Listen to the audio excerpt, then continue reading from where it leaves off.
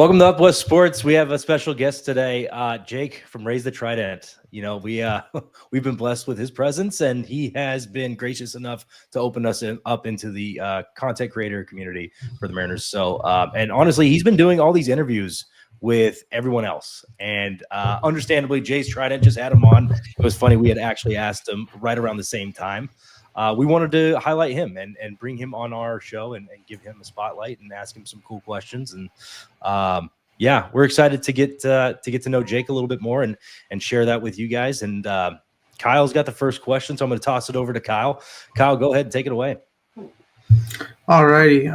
So just kind of start, just kind of we're talking about, baseball, professional baseball in that matter. So the first question would be, what's their earliest memory of a professional ball game? Now, I mean, that could be single A, double A, triple A, pro ball, but what's your earliest memory you can remember? Yeah, so of professional baseball, if we're talking MLB, I do have a very fleeting memory. I used to live in the Bay Area. I moved up here before I was 10 years old. So I remember going to a Giants game, and in, I believe, I want to say maybe left field line, they had a little kids zone where you can hit wiffle balls for, they give you a few tries and whatnot. And it's a little mini field. It's super small, it's no bigger than, from here to a normal pitcher's mound or whatever. But I do remember hitting the ball over the fence there. I couldn't tell you what year this is. I couldn't tell you how old I was. But I have a little fleeting memory of that. But then as far as, I guess, a more specific memory, and I went over this a little bit with Jay, but it was watching with my dad, who he's a Giants fan, lifelong Giants fan, of course, seeing Barry Bonds hit the record-breaking home run and watching that live with him. We weren't at the ballpark or anything, we were at home and watching this on the TV.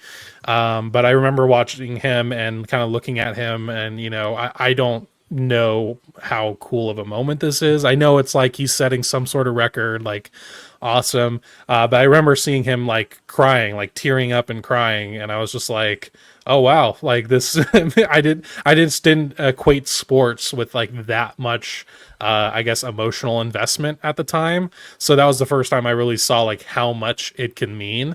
So yeah, thank you, Barry Bonds, for that moment. And yeah, he should be in the Hall of Fame, but that's a totally different discussion. But yeah, that's I guess the first more specific big league memory that I have. Let's not listen to Tom Hanks. There's crying in baseball. There is. Yep. For sure. Gavin, all you.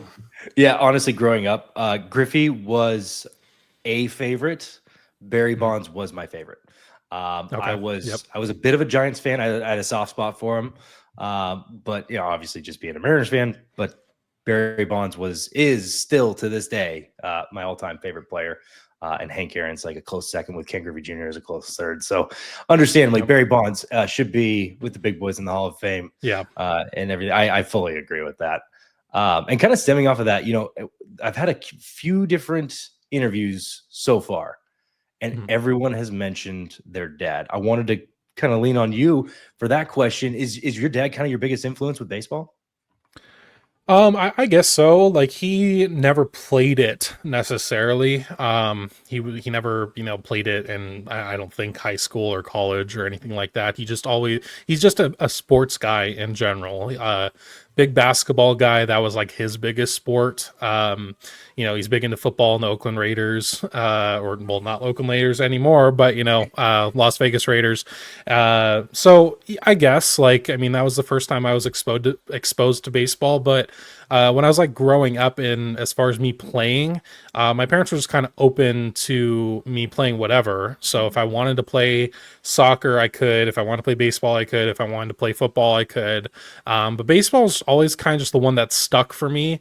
I'm not exactly sure why. It's just the one I always enjoyed the most. And so I wouldn't say he's my biggest influence as far as liking baseball for that sense, but he loves sports. So it's not baseball was ever the biggest, priority for him. I'm sure, if you were to ask him like, who of your three big teams do you want to win like a championship, he'd say the Raiders, because like that's his like biggest love. But thankfully I was able to see 3 World Series with the Giants with him. So, we've already got to share that. And he's also a Warriors fan. So he was really spoiled in the 2010s. We'll put it that way.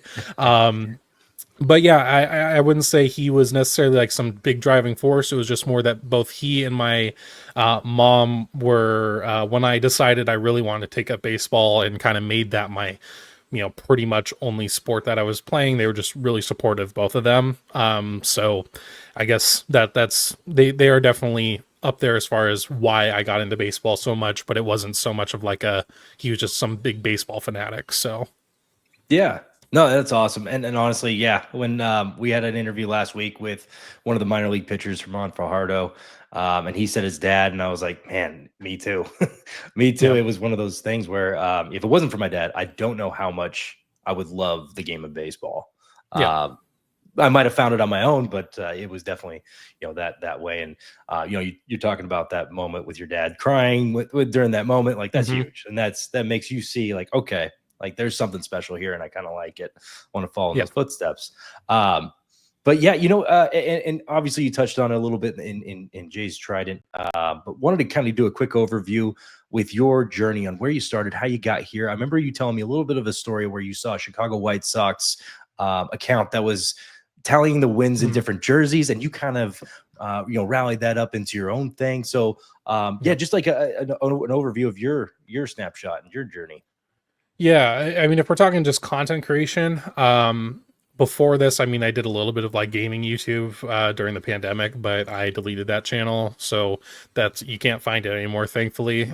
Just kind of cringe. But yeah, as far as like content when it comes to the Mariners, I saw Jay Kuda, which is a pretty like prominent Twitter, baseball Twitter account, or at least was for the last couple years.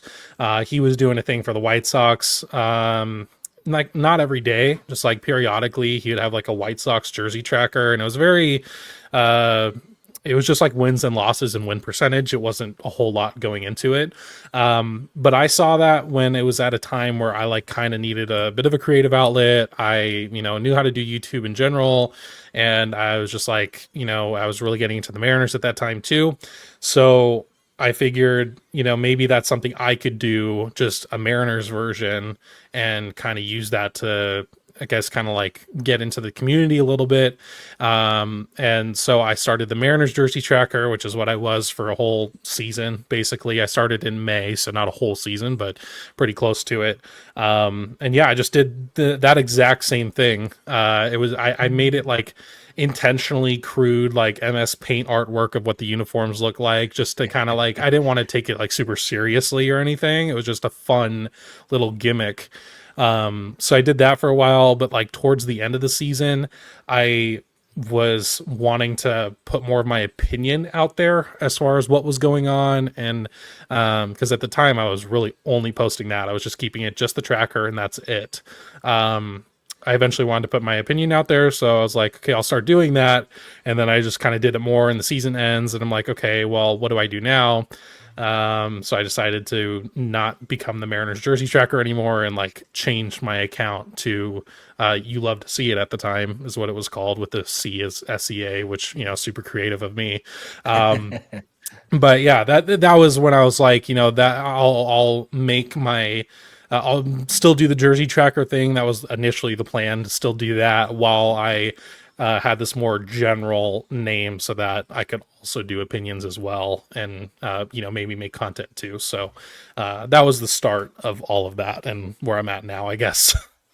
I'm wondering if there's still a jersey tracker somewhere out there, or if somebody on Fangraphs is getting paid a little bit extra to just be like, here's all the wins and jerseys. I already got you guys. There is a guy on Twitter named Konjac Jelly. I don't know how to say it. Konjac Jelly. It's KONJAC and then Jelly.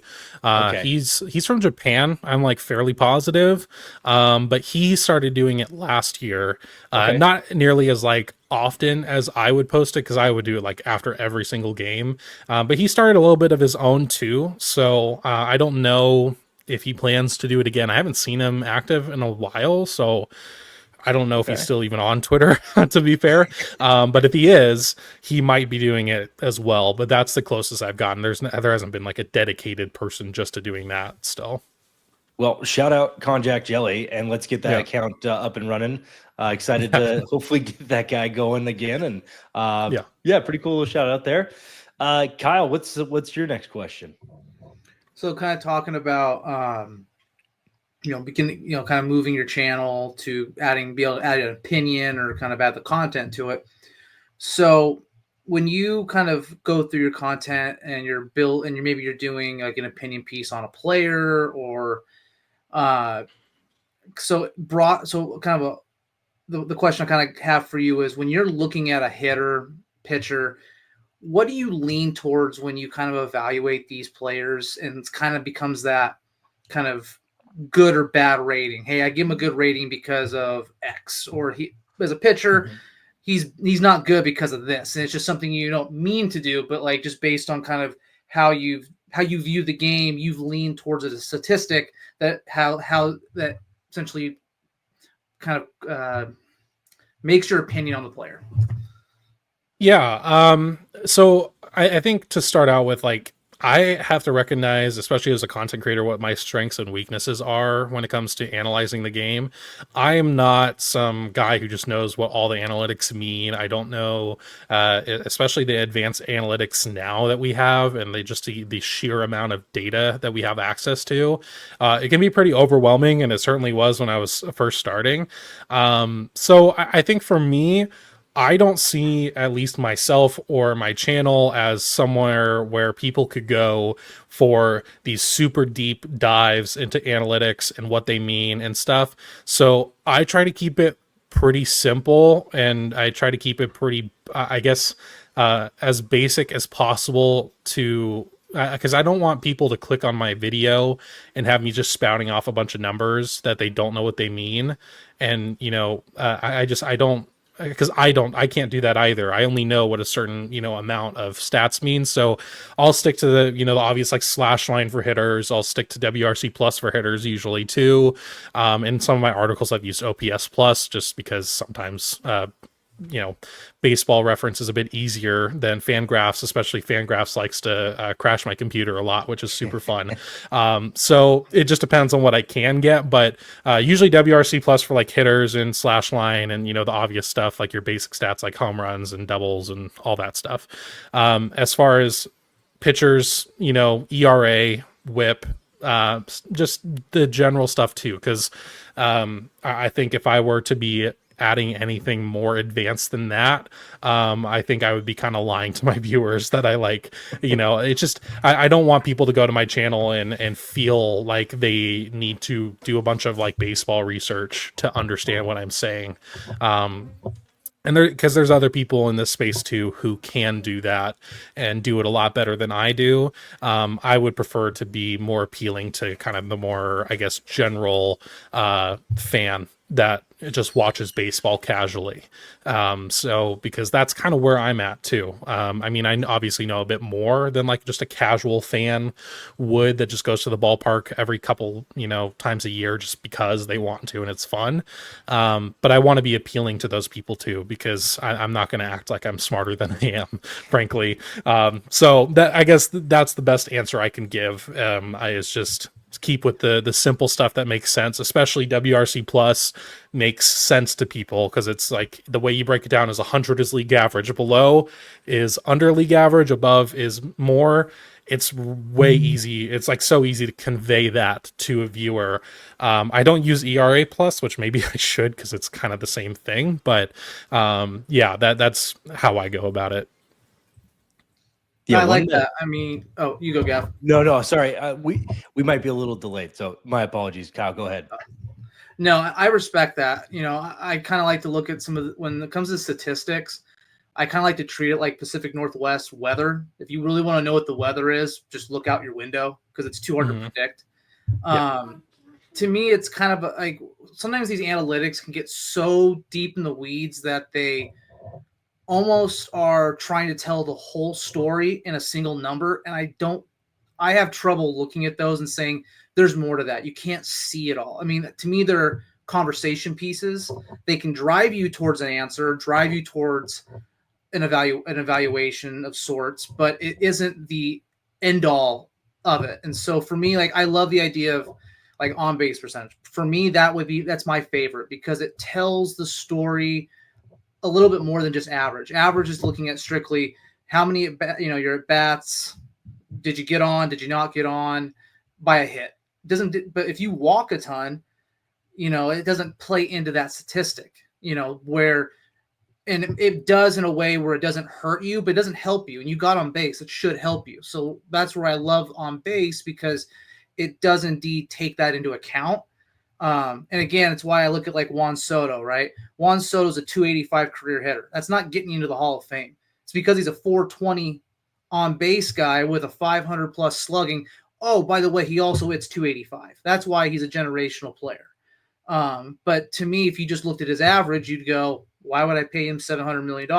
Well, that's not because it's the other things. And on base tells that story a little bit more. It doesn't tell you the whole story, but it gets you further along. And that's where I like the human element to still be a part of that, where some of these statistics don't, or trying to give you the full answer without any more discussion. Yeah, and kind of piggyback on that too is just like when I was at my first stage of really watching baseball and paying attention to it, which was like the early 2010s. I remember, I would normally, kids would watch cartoons before they go to school. I was watching MLB Network, I was watching Hot Stove, Intentional Talk, all that.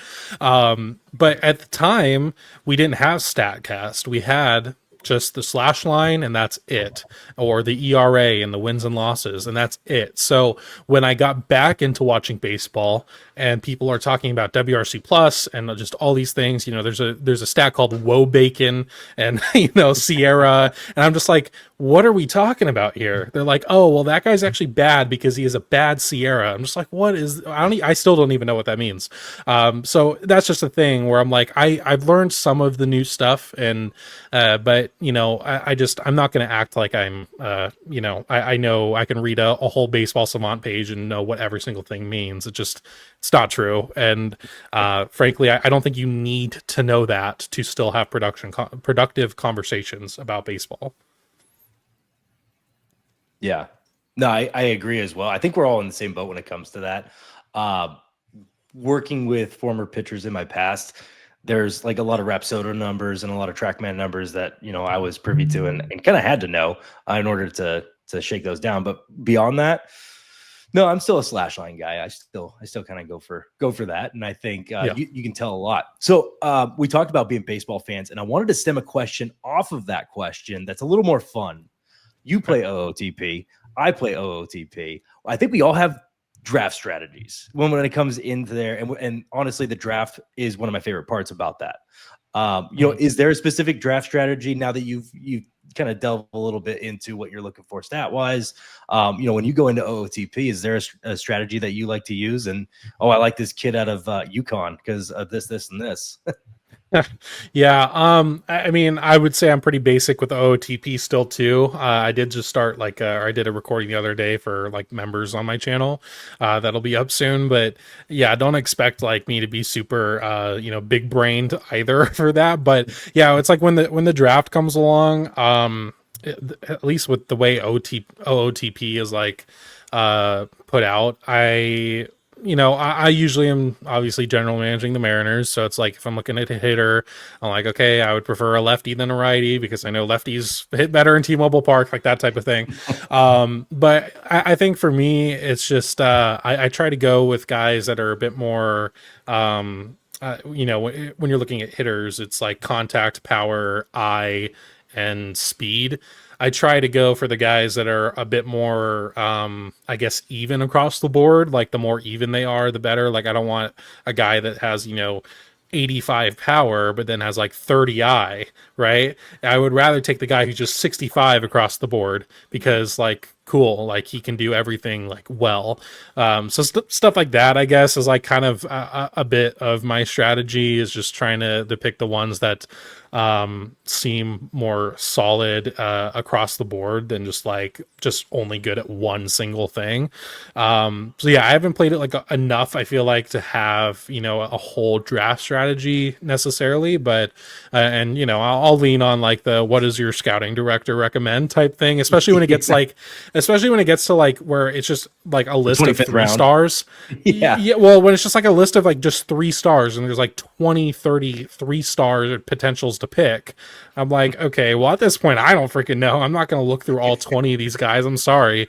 But before then, you know, you have like, you can tell you have 5 stars and 4 or 4.5, all that. I'm like, okay, I'll pick from those, because usually a bit whatever. And then once it gets to like, oh, I'm just looking at 3 and 2 stars and 20 of each, like I guess AI will finish my draft for me, because I'm like, I'm going to move on to the other fun stuff, I guess. But yeah, that's how I play it, at least. And I play it with an iron fist, because at the, you know, I'm replacing Jerry DePoto.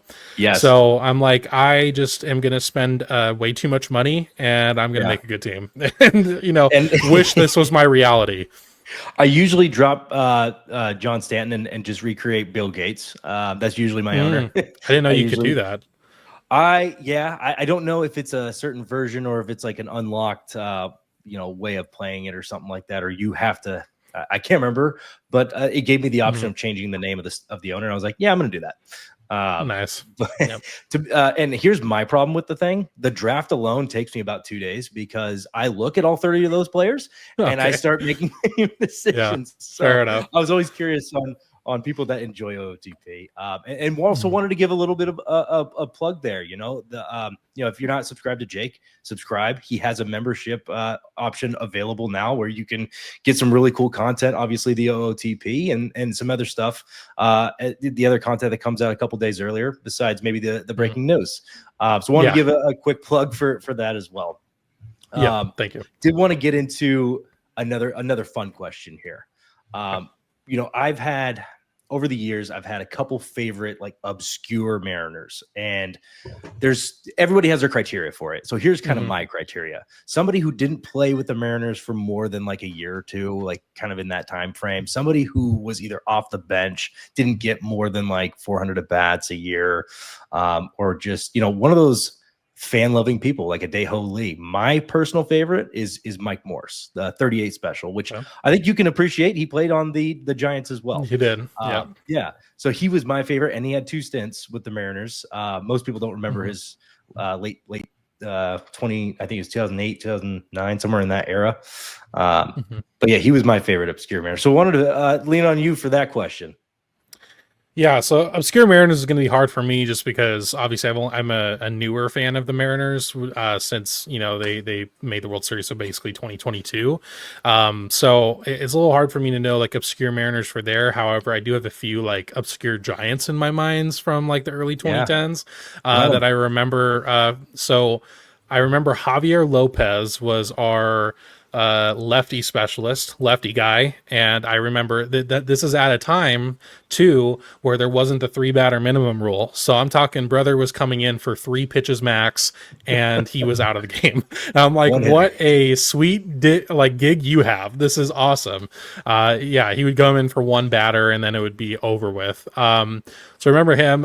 Travis Ishikawa was like, I've mentioned him before for my Giants memories. I mean, he is kind of that obscure player, but maybe not in Giants lore, because he is the one who hit the walk-off home run against the Cardinals to send them to the World Series, which is my personal favorite Giants moment that I ever watched live. So that, and then Gregor Blanco, he was a solid center fielder for a little bit, and he is the one who had like their super clutch catch with for Matt Cain's perfect game, where he had just an astounding like diving full body grab in like the 8th inning or something. It was crazy. So there's that, and then I guess like one who we keep forgetting when we talk about like especially the 2010-ish Giants is the World Series MVP in 2010 was Edgar Renteria, and people like almost don't remember that he was a Giant, and I'm like, he was literally the World Series MVP. Like so that, and then I guess the last one I would mention what's his name, last name Ross, was like Cody Ross. Cody Ross, something like that. Yeah, like kind of shorter outfielder guy. He was, I think, big for, was it 2010 or 2012, when he had like a multi-homer game against the Phillies, I think it was, and that was like super hype. I think it was so 2010. Cody Ross, you're right. Cody Ross, awesome. Yeah, so unfortunately I don't have like a whole lot of like Mariners necessarily, because I'm such a newer fan that like I only know the people for the most part that either I've watched play now are the legends, or the people who those names like a Daeho Lee, where I'm like, I only know this because everyone on Twitter somehow knows this person and will not stop saying their name, like Daeho Lee or Daniel Vogelback or Kenji Jojima. And I'm just like, okay, well, I know them from their name being mentioned a bunch, but I know nothing else about them. So yeah, as far as obscure players, that's where I'm at.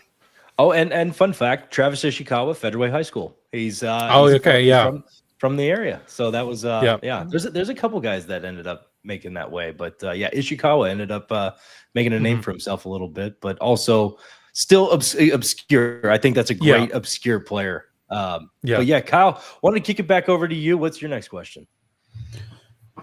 So again, we might have to lean on a Giants move, but we'll try this one. If we don't, it's kind of, it works either way, right? Mm-hmm. So in your opinion, it's kind of a two-parter. In your opinion, what is the worst trade in Mariners history? If you don't know that one, then I'm going to ask, okay, what's the worst trade in Giants history? So to be fair, I have written an article about this exact thing. There we go. And it's on my Substack right now. So I'll just have to, I'm going to look back at my doc really quick on that. I did like a top 3 and worst 3 Mariners trades. And that was my part B. What was the best and worst? So this is perfect. Yeah. So so the way I broke it down was I did it by outgoing and ingoing B-War. That was the easiest way for me to kind of figure out what was best and what was not. I don't have the doc, so I guess I'll check my Substack really quick. So I do know, thankfully, the exact answers to these questions, I guess. So what I put for the best one was, this feels like I'm cheating, but Seattle acquires the big unit. So when we acquired Randy Johnson, Brian Holman, and Gene Harris from Montreal, and we gave them Mark Langston and Mike Campbell, we ended up, from all the players that were involved, we ended up netting 40.5 B-War from that. Which obviously a lot of that is Randy Johnson, obviously. But we grossed 45.4. Montreal only got 4.9 from who we sent away. So pretty good there. And then the worst by B-War was one that I didn't know about. Kind of surprised me. In July of 97, we sent away Heathcliff Slocum we acquired Heathcliff Slocum from the Boston Red Sox, and we sent away Derek Lowe and Jason Varitek when he was still a prospect. And so we we grossed 0.4 B-War from Heathcliff Slocum, and Boston grossed 43.6 B-War between Lowe and Varitek. So that thankfully I had an open note test for this question, but as soon as I looked it up, I was like, wow, I didn't know Jason Varitek was a Mariner, and he really kind of wasn't, but he was a prospect, and we sent him away.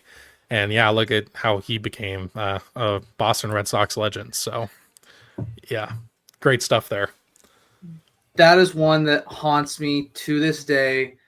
I think Gavin and I talked about it on another episode, but I had said that really Dan Wilson has a lot to give Seattle, because he was Dan the Man. He was everyone loved him, but it's like he's a decent catcher. He was a good receiver of the ball, wasn't the best hitter, but you see what Jason Varitek did, and it's like we really didn't move this guy up because we didn't want to piss off Dan Wilson. Well, this guy's got 3 rings, and we're still chasing, getting to the playoffs in 3 times in the last 20. We're trying to even get that number. So it's like, okay, if he can get us a ring, all forgiven, right? But like that trade to me still hurts just because of what you lost.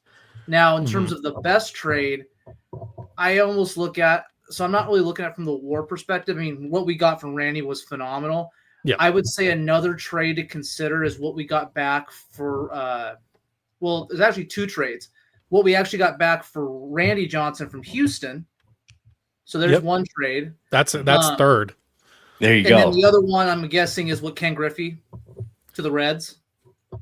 Second was when we acquired Jamie Moyer. From Boston, because we just gave them some outfielder who didn't really end up playing a whole lot. I think about the Ken Griffey deal that got us what? I think it was Mike Cameron. Mike Cameron.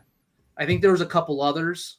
I can't remember everyone off that, but then the Randy Johnson deal was massive because that got us. I think it was Freddie Garcia, Carlos Guillen, and John Halama. I think it were 3 big in that trade. Which what they did for us, kind of goes on. And I think we could also talk about, then there's another one for worst trades would be the George Sherrill for Bedard, but the piece of this that kills it is Adam Jones. Losing Adam Jones for Eric Bedard. But then you could add into that a little bit more.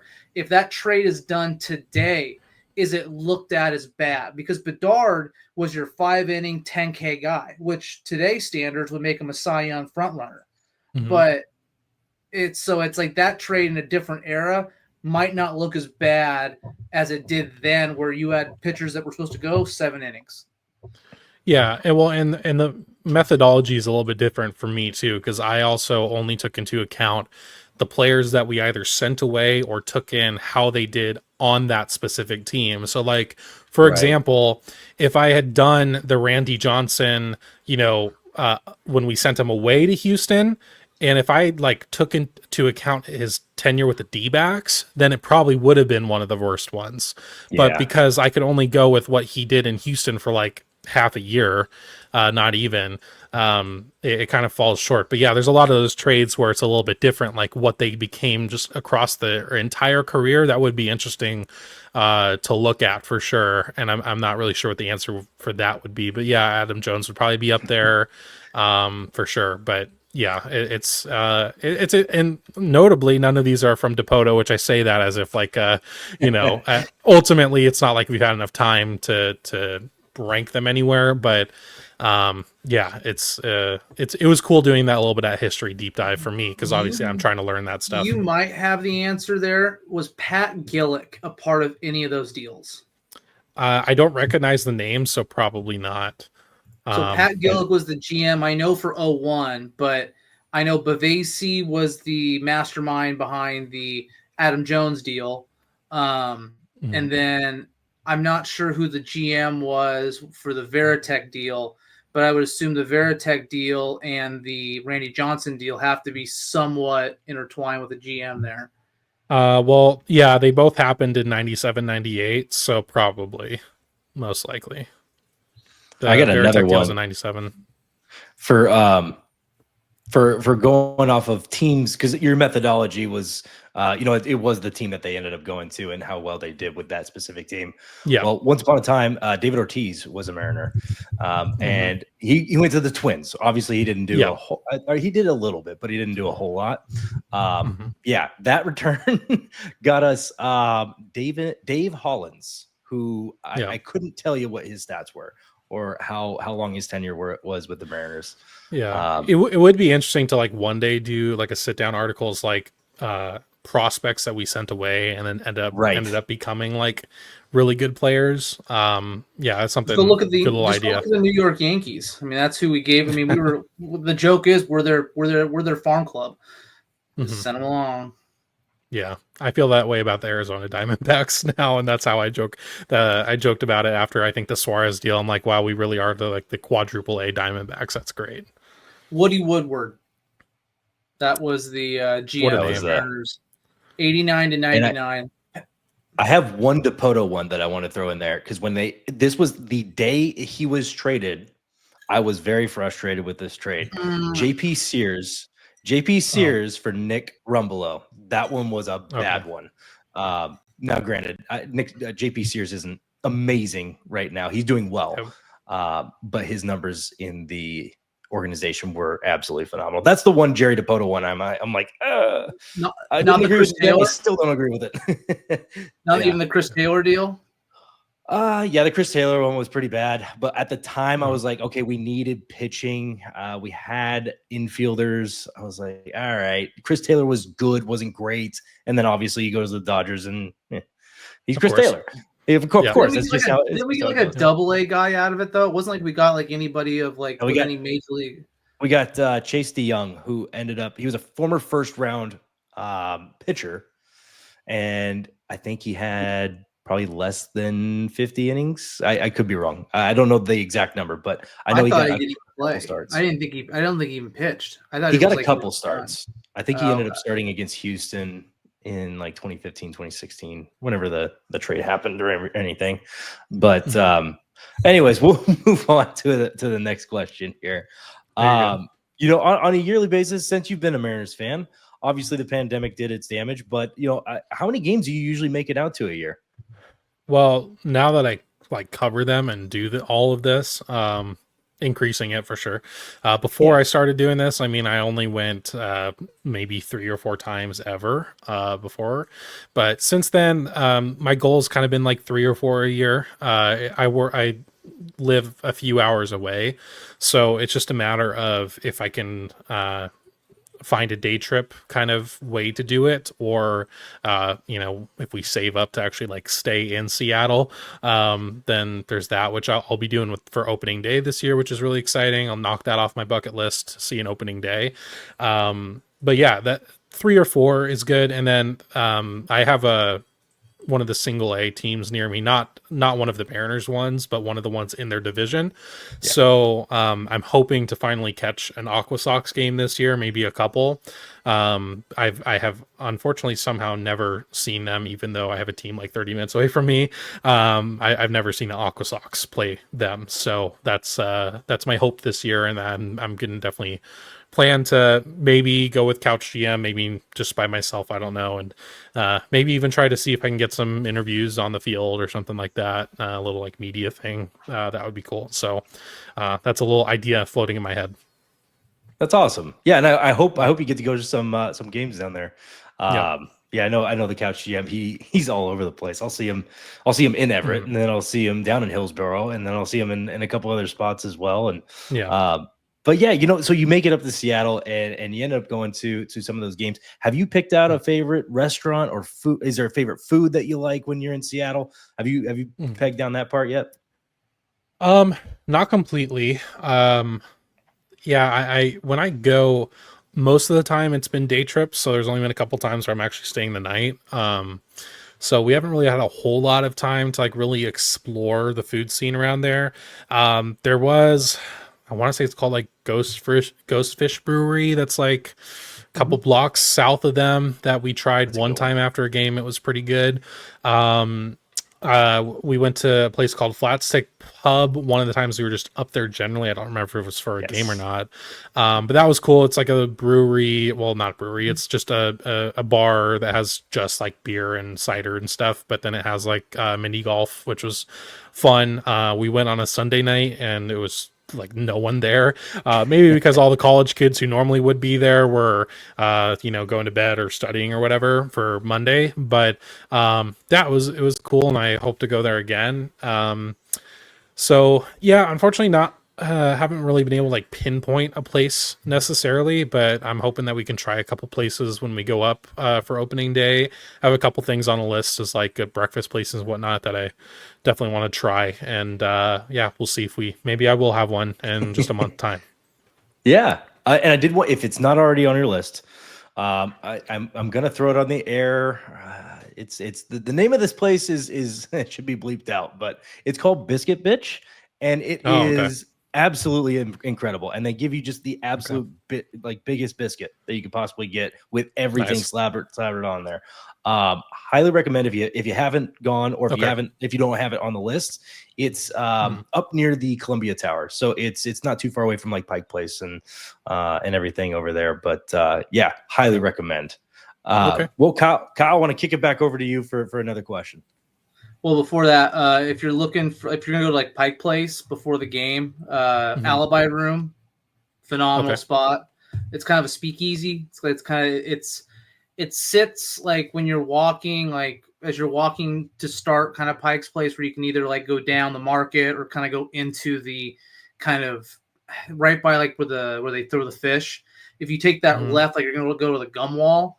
If you walk down the gum wall, there's kind of this just kind of random door, and you just walk right in, and then there's this really cool spot. It's got really cool views, really good pizza, good drinks. It's a fun little spot.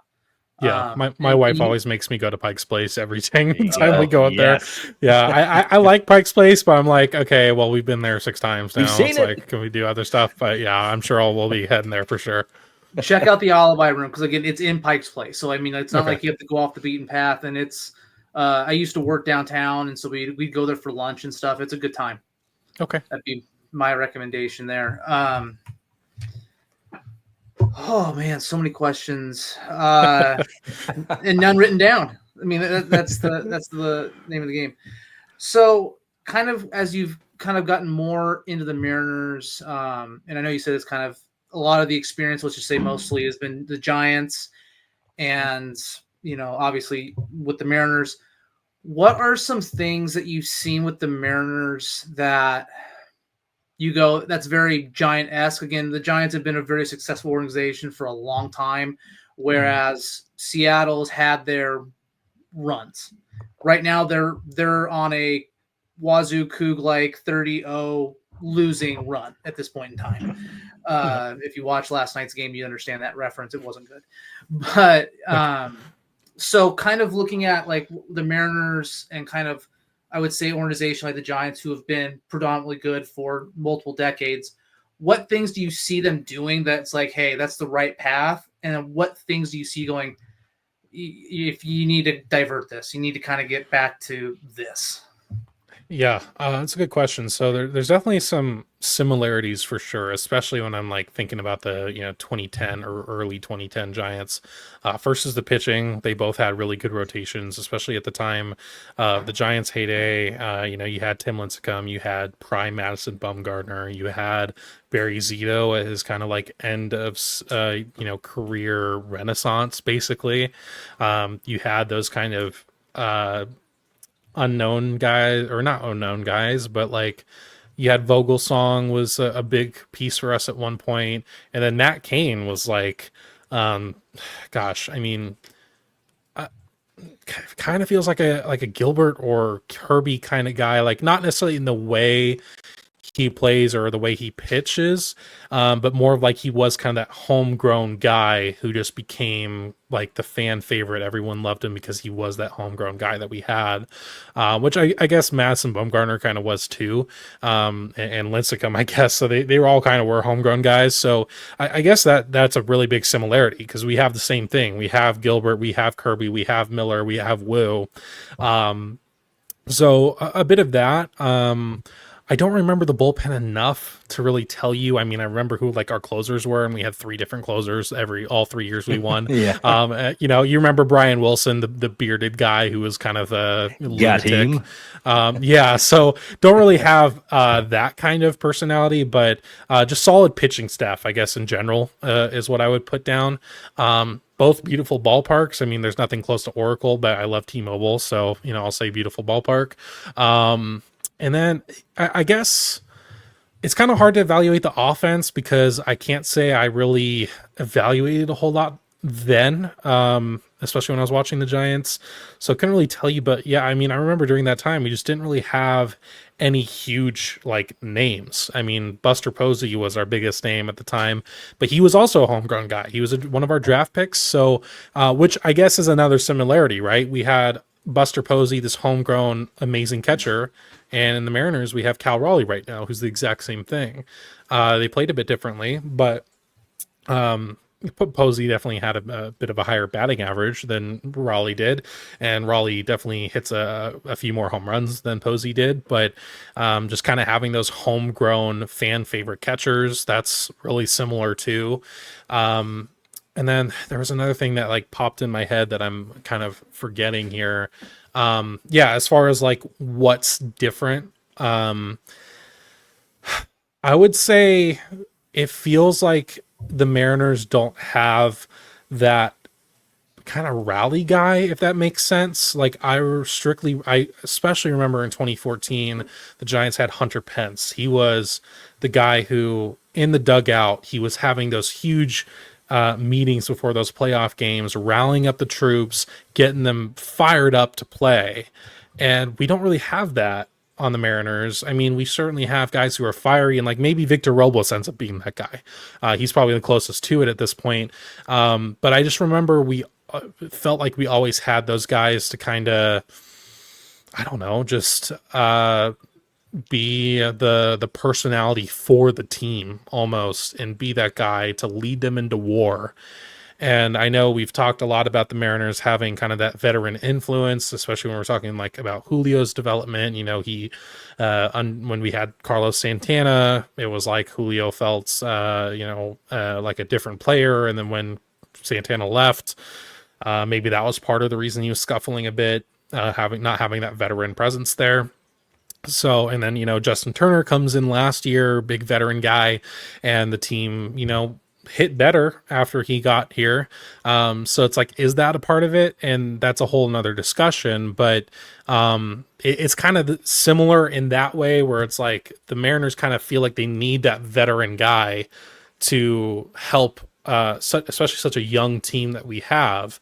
And then with the Giants, it was like, it wasn't necessarily a veteran guy, but it was a guy who could rally them up and get them going. So I guess those are the big kind of similarities and differences, but it does feel very similar than when I used to watch the Giants, which maybe has helped a lot in the transition to becoming just like a Mariners fan. I'll always want the Giants to win, and thankfully they're in a different league, so it makes it a lot easier for me to do that. There'll always be that second team there, and I'll always root for them to win, but yeah, it's been very interesting how similar they are, and there's not a whole lot of differences, it feels like. And when I was watching the Giants, I mean, it's not like I'm paying attention to payroll and owners and GMs, so I wasn't into that field at that point to draw similarities.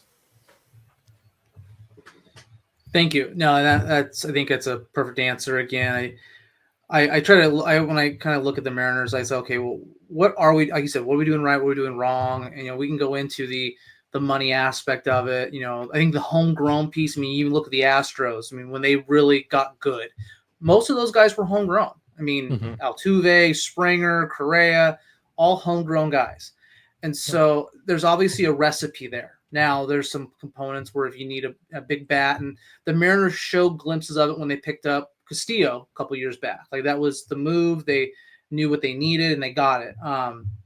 But I think you talked about like the homegrown offense. And I know Gavin's talked about it with DePoto's kind of lack of success in the homegrown offense department, where he has completely hit the mark on the pitching.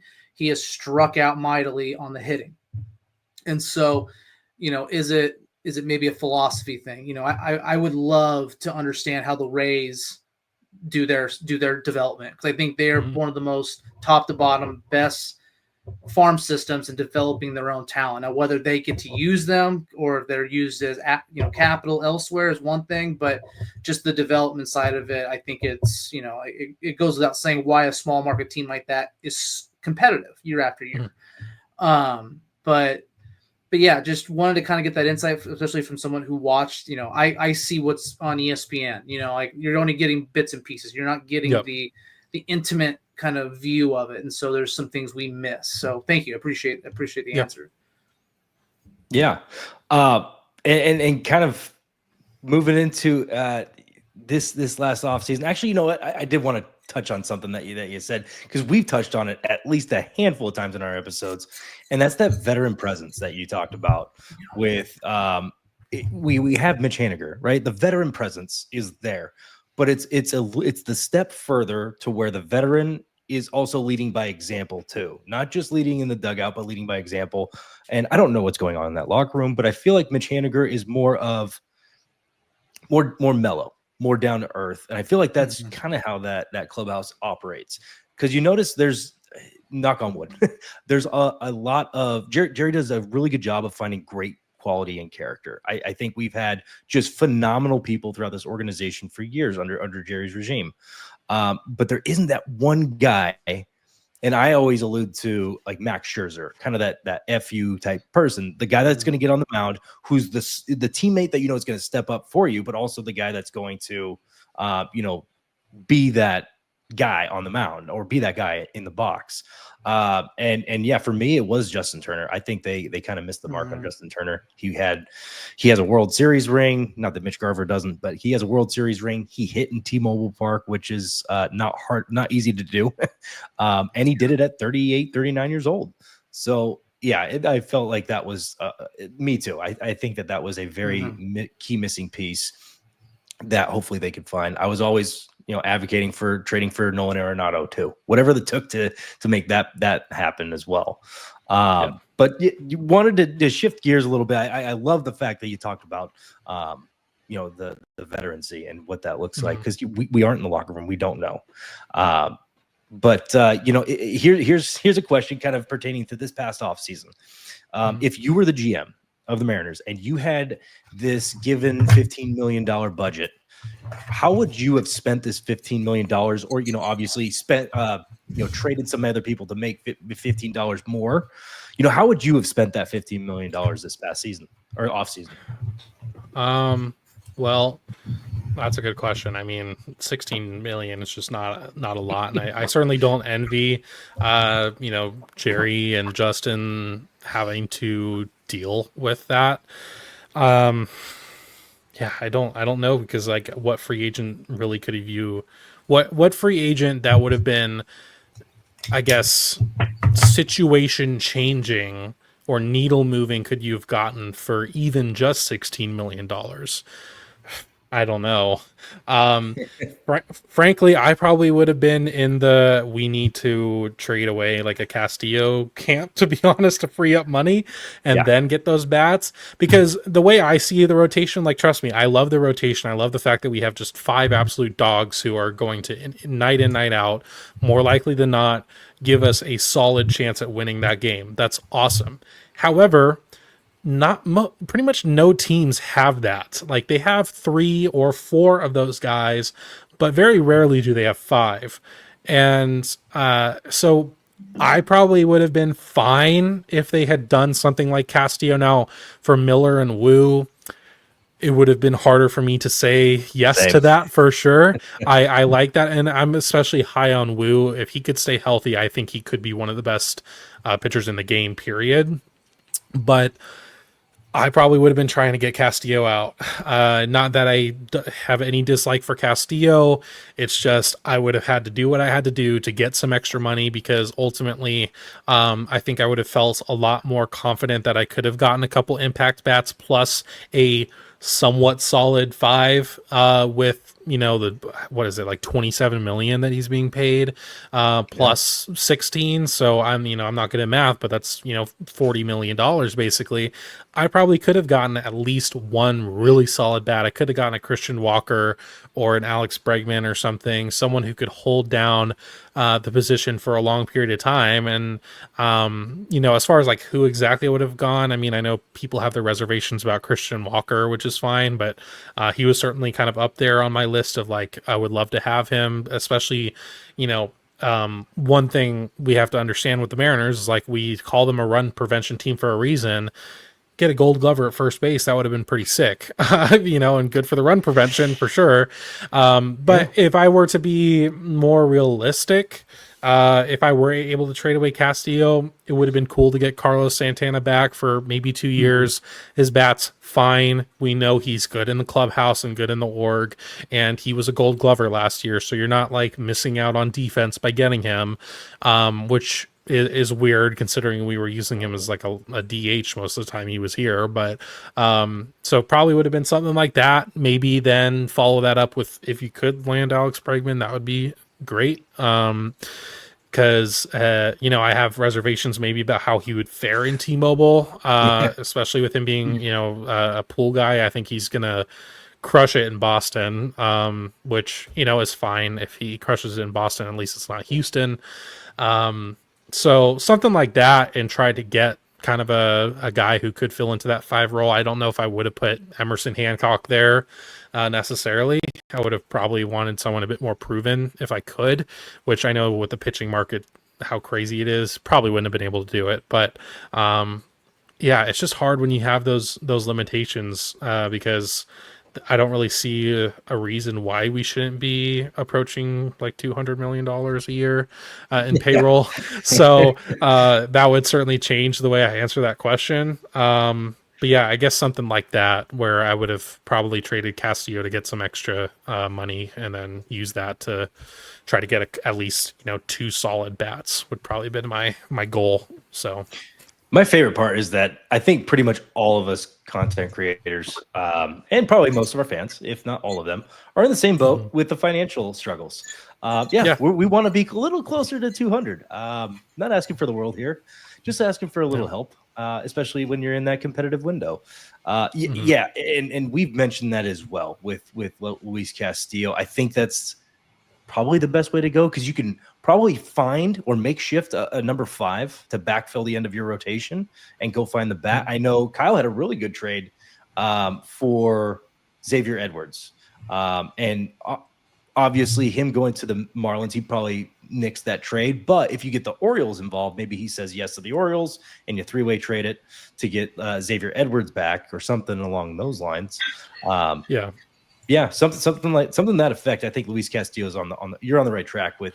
I would have done something similar to like the Castillo Casas deal, and then you can focus all that money on getting a third baseman or something to fill that role, because you know, second base is the one we like to talk about a lot, but like we do kind of have those internal options that like it's fine to maybe wait and see how that goes. I mean, obviously reassess in like a year or 2 on that, but yeah, I would have done that deal for sure. I mean, I probably would have wanted a little bit more maybe from the Red Sox, but I'm not that great at like trade talks or whatever and forming those. But if you could have done that, I mean, hey, you're shoring up your first base position for, you know, the foreseeable future, because he's still in arbitration, and you could spend that money on an Alex Bregman type, shore up your third base, and I think you're feeling a lot better than what we are right now with the infield, instead of, you know, what could have been. So I don't really understand the whole like, oh, well, we didn't really like Casas and whatever. I don't know how true that even is to begin with, because that just feels like an excuse not to get that deal done. Maybe it's something physically that I don't know about, like injury wise, that could be fine.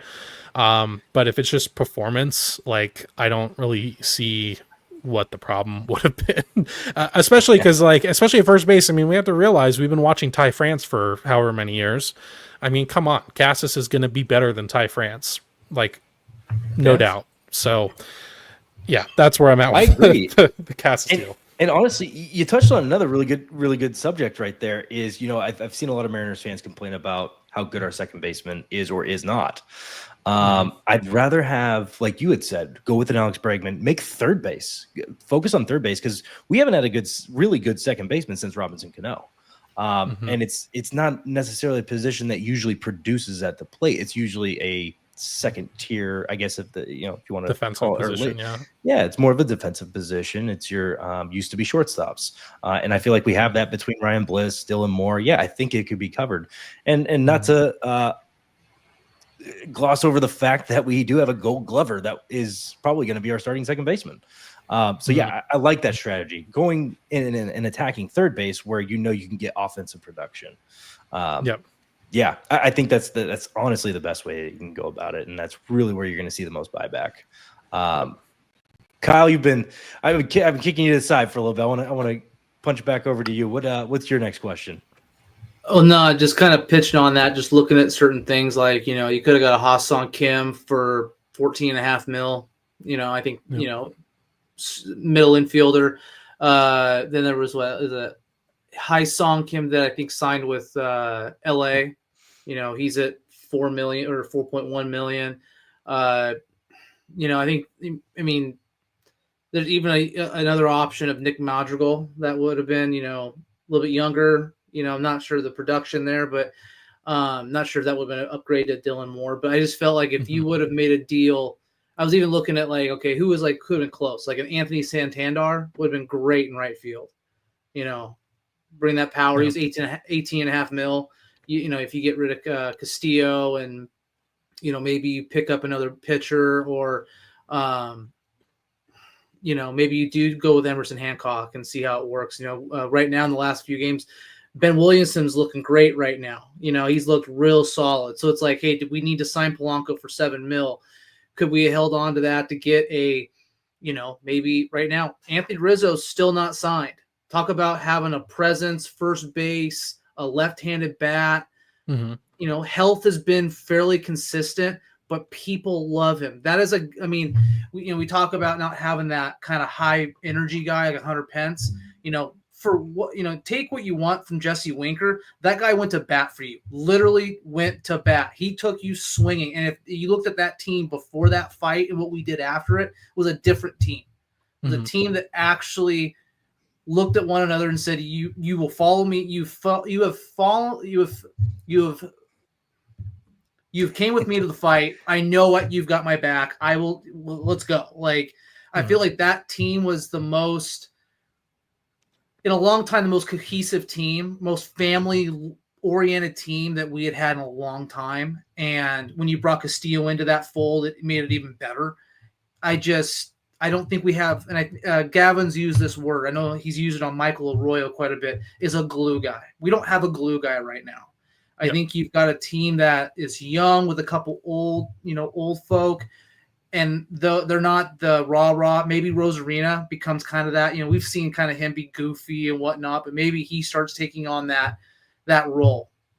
Suarez would have been a great person in that one too. I really miss him. But I think that's what we're missing. I think a guy like Rizzo could walk in today and do exactly that. And I guess another thing I will point out though is that at some point, and I get he's young, at some point Julio needs to be that guy. He needs to be that leader in the clubhouse. I get he's 24. It's crazy. He's younger than me. It feels horrible. But it's just at some point he needs to be that guy, that clubhouse leader. I mean, we've seen a little bit from Cal, right? He's talked out about the spending a little bit, kind of wasn't super specific, but he kind of mentioned it. And, it's good to have those guys, especially, but Julio is the face of your franchise for the next decade. And, I understand he's still trying to kind of figure out who he is especially as a player. And he's trying to find that consistency, as a player. But at some point it would be really nice to see him kind of become that leader guy. And I've said it before. I was really frustrated the last couple years, when he would be kind of in his ruts and whatnot. And, it'd be like you'd be waiting to hear the media tweet out about, Julio said this about his performance, and it's like Julio wasn't available for questions or, refused to answer questions and whatnot. I'm like, that's got to turn around at some point. I'm not saying it has to be this season, but at some point, you need to be able to be like, yeah, I'm not, doing too hot right now, and this is what I'm trying to do to get out of it. So I'm hoping that we can kind of find a bit of that consistency, a bit of that maturity from him, and have him go into that leadership role. Because if he can be that guy, I mean, there isn't a better guy on the team to be that person, with him being that cornerstone and that face of the franchise that he is. So I'm hoping the next season or two we start to see that flourish a bit more, and instead of him just being that kid with the raw talent coming from the minor leagues and oh wow, Julio can be that 30 for 30, he could be that MVP guy. We need to see that MVP guy. We need to see that MVP season from him. We need to see him be that leader in the clubhouse. So, yeah, we definitely need to acquire people like that too. But it's also, we need those guys internally to step up into that role a little bit as well, especially your guys who are getting not only paid a whole lot, but have that popularity with the fans. If they can be the ones to speak up, it would help a lot for sure. And I think that's age. I think age is a big one Yeah. for him, and also it's health, right? I think he's someone who's, I think, pretty aware of what's going on. I think for him, he's probably going, I've had one healthy year, and that's about it. And so for me to start being this guy that starts rah, or being able to, like a Carlos Santana probably could call a guy out and they go, you got a point. Julio's probably feeling, I can't do that. I can't even get on the field 100% of the time. So to your point, if he can get healthy and have a year, maybe 2 years of good health and good production, maybe we see a little more of a vocal Julio than right now, who's, I think he's like, I haven't even earned my stripes yet. I think maybe that's what he's fighting. It's fair enough. And, I have to put it, you always, I feel like, have to put the disclaimer when you're making these types of analyses, when you're not focusing on necessarily stats, you're focusing more on personality and stuff. Like, I don't know Julio. I don't know what goes on in that clubhouse. I don't know what goes on in that organization. I don't know what the day-to-day looks like for them and their relationships with everyone else. So I'm speaking purely from the most, general sense that I can, that yes, I understand he's 24. I'm certainly not saying this year, like, if he's not that guy, then like, oh God, you got to trade Julio or whatever. I'm just saying more like, I would like over the course of the next couple seasons, I would like to see that side of him bloom more, because every year that passes by, he's not the fresh kid on the block anymore. Like he is, you need to start expecting a lot more from him, regardless if he's still in his 20s. And I don't think it's unfair to be like, okay, next couple seasons, we kind of feel like we need to see that almost MVP season now, especially with Ohtani out of the American League, man. Like I know you have Judge and, Bobby Witt and Gunnar Henderson that are like going to make it tough, but like, we would like to see, I would love to see him in the conversation this year. Once again, I'm not asking for him to come out the gate swinging and be fantastic or whatever, and it has to be this season, but over the next couple years, it would be cool to see that kind of blossom a little bit in him. You're right, and we're not demanding. We're just it's kind of based on what we're seeing, we'd love to see this. Not saying it doesn't happen. It's just not, maybe it's not televised or it's not in the public figure. Yeah. But I guess for us, it's the wish would be we'd love to see this more visually in the certain outlets, or the social medias of the world. Yep. Yeah. And, to touch on that point too, it's a guy like Justin Turner, a guy like Anthony Rizzo, a guy like Nolan Arenado to help bridge that gap, to help him become that next, that leader, having quality leadership. And not to say that they don't have, I think JP is probably a pretty good leader in that clubhouse. I think guys look up to him. And just, adding that one extra step, having that Justin Turner or one of those guys would help. But yeah, wanted to, switch gears a little bit. We've seen a couple games already in spring training. We're all fired up. That first game was a doozy, no hitter that went into the 6th or 7th inning. Oh man, I thought we were actually going to get no hit. We talk a lot about dark horses and why we like spring training and what we're so excited about for the 2025 year.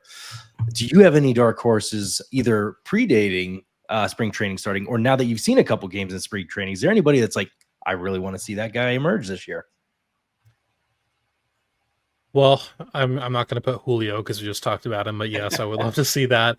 But I wouldn't say he's a dark horse. He feels like it's a bit more expected than that. I'm trying to think of like the pitchers. I feel like I can't really say it about any relievers because relievers are so volatile that I have no idea what our bullpen's going to look like come September. Like it could be totally new for the most part. I would say in the rotation, I mean, they're all Cy Young contenders, so it's like, are any of them dark horses? I don't know. I guess George Kirby, in a way, it's just, I feel like he kind of it felt like he took a little bit of a step back last year. So I would love to see a bit more improvement on getting those swings and misses, especially out of the strike zone. Getting more chase in his game would be really nice to see. because it felt like last year just felt kind of off all year. I don't know how to describe it, and I don't, I can't give you analytics to be like what off means, but it just felt like Logan Gilbert had pretty clearly taken that step that I think a lot of people expected George to take last year. Because at this point, I mean, Logan probably is our opening day starter, and like, I think if you go back 2 years, I think people would be like, it's either Castillo or Kirby, and now it's like it's kind of obvious. So I think him, as far as the starting rotation goes, I would love to see kind of that, I guess, Cy Young like finalist season that we kind of feel like he has the potential to have, and kind of similar to Julio in the sense of a little bit of that maturity as well. I mean, we saw it a bit. Was it last year or 2023 when there was the whole Tampa Bay thing about being taken out or staying in? Yeah.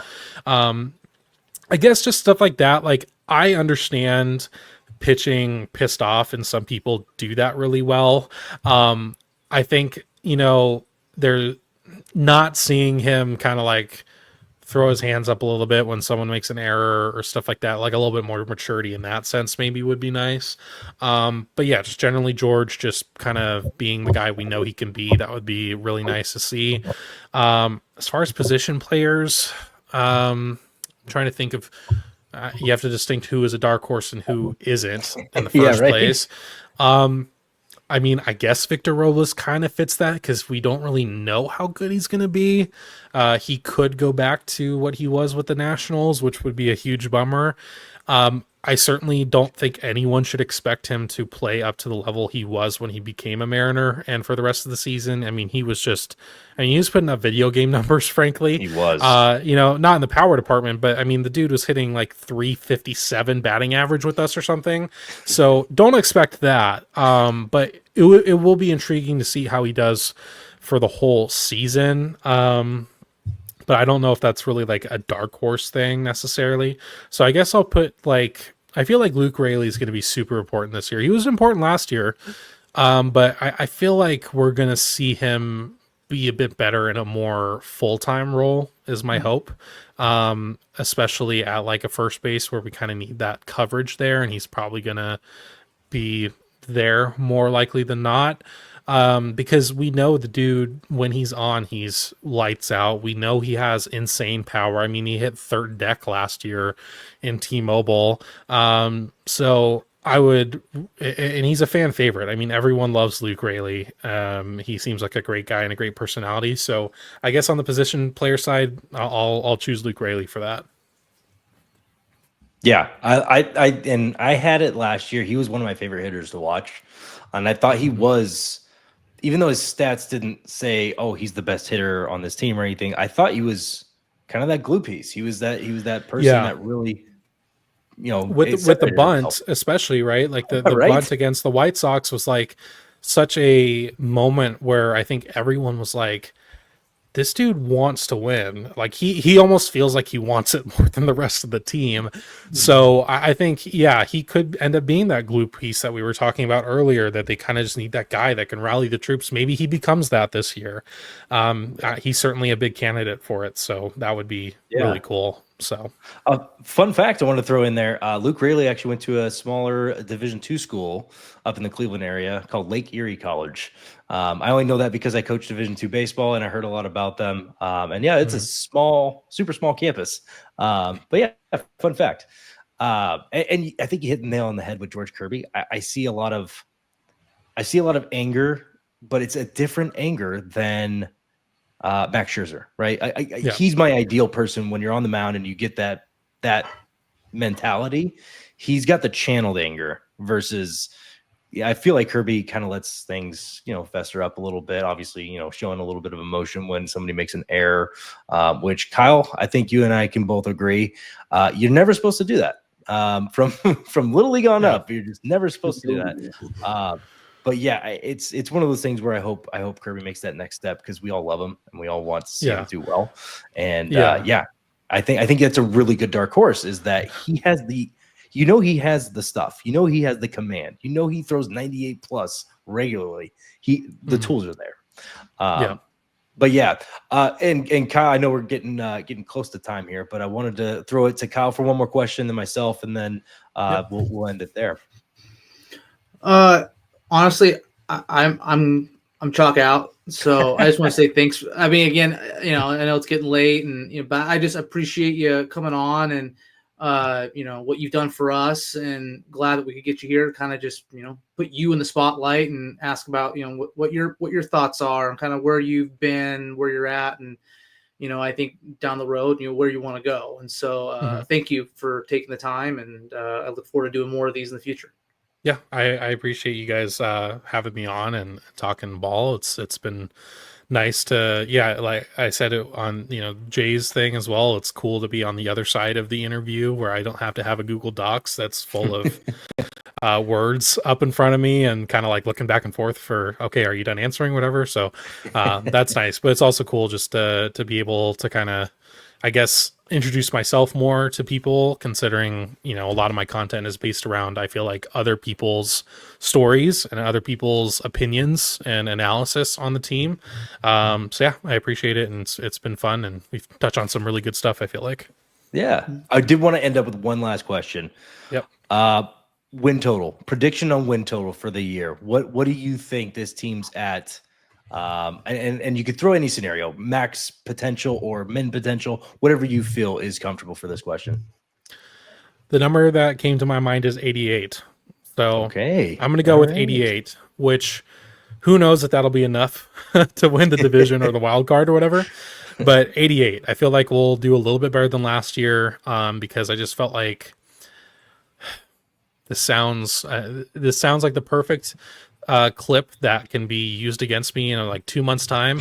I feel like there's no way the offense could be as bad as it was. So that's where I'm gonna put that out there for people to potentially use against me. But I do truly feel like I can't see this offense being so bad that it was last year. And last year was a lot of guys just having career down years at the same time, and that was frustrating. I think it's unlikely that that's going to happen again. I think we'll get a lot more people closer to that league average, and hopefully have a couple guys just really kill it this year, like Julio and hopefully Randy and Victor and Cal. So that, and I don't have any worries about the pitching staff, at least the rotation. I other than injuries, I have no worries about their performance if they're healthy. So just gonna hope that they stay healthy, and yeah, I'm gonna, I guess, predict 88 wins. So I'm gonna lock that in. Perfect. And I'm not going to leave you vulnerable for that just to happen to you. I'll also throw out my prediction as well, which is actually 87. Okay. That was my prediction, because I think the same thing. I think it's tough. You can only go up from batting 160, which I'm referring to Mitch Garver. You can really only go up. And so hopefully year two, knock on wood, please. Yeah. Clip it, call me an idiot, whatever you want to do. But I didn't want to leave you vulnerable on that as well. I'm going to throw it out there and say, I think it's very difficult to regress from where we were already at. Polanco, hopefully being fully healthy, hearing all the good notes about that. And then just having a second year in Seattle in general. You understand what you're getting yourself into. So hopefully the preparation is what you need it to be. Jake, man, I can't thank you enough for being on here. You've done so much for us, as Kyle has said, and looking forward to keeping watching you grow. And people, if you're listening to this and you're not subscribed to Jake, please do. And also check out his membership stuff. He's got some really cool stuff, coming your way. For Up West Sports, I'm Gavin. That's Kyle. We had Jake on today, and I do it every time. It's that way. Jake's nope. That way. Other way. There you go. I do it every time. It's opposite in my computer. I love it. Anyways, thank you guys so much for tuning in. And just remember, life's too short. Gas up your boys.